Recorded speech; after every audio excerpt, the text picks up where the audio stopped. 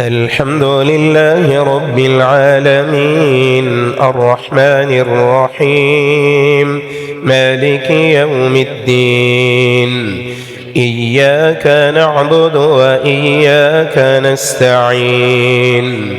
اهدنا الصراط المستقيم صراط الذين أنعمت عليهم غير المغضوب عليهم ولا الضالين.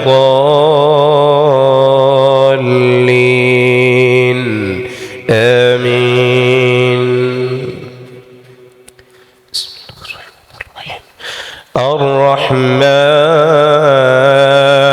علم القرآن خلق الإنسان علمه البيان.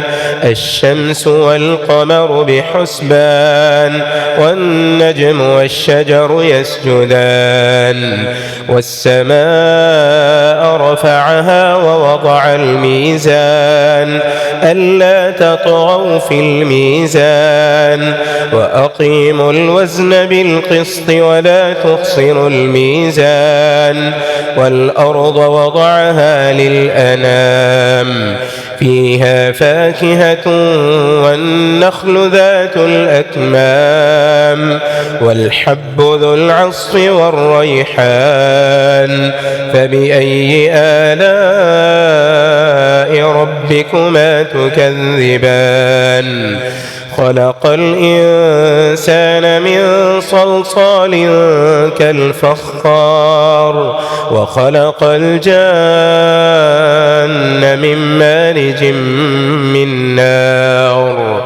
فبأي آلاء ربكما تكذبان؟ رب المشرقين ورب المغربين. فبأي آلاء ربكما تكذبان؟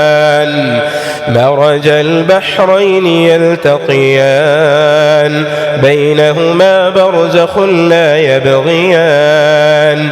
فبأي آلاء ربكما تكذبان؟ يخرج منهما اللؤلؤ والمرجان. فبأي آلاء ربكما تكذبان؟ وله الجوار المنشآت في البحر كالأعلام. فبأي آلاء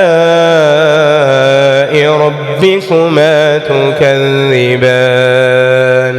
كل من عليها فان ويبقى وجه ربك ذو الجلال والإكرام.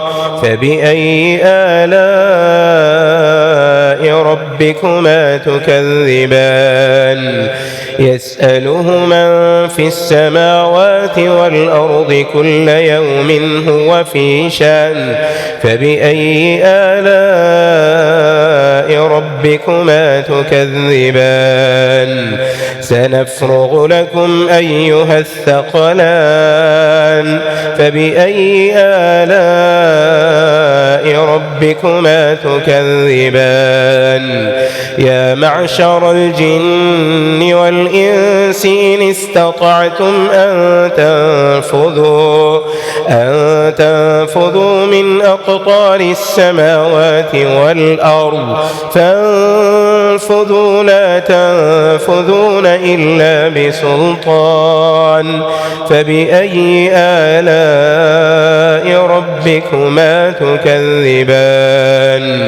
يرسل عليكما شواظ من نار ونحاس فلا تنتصران. فبأي آلاء ربكما تكذبان؟ فإذا انشقت السماء فكانت وردة كالدهان.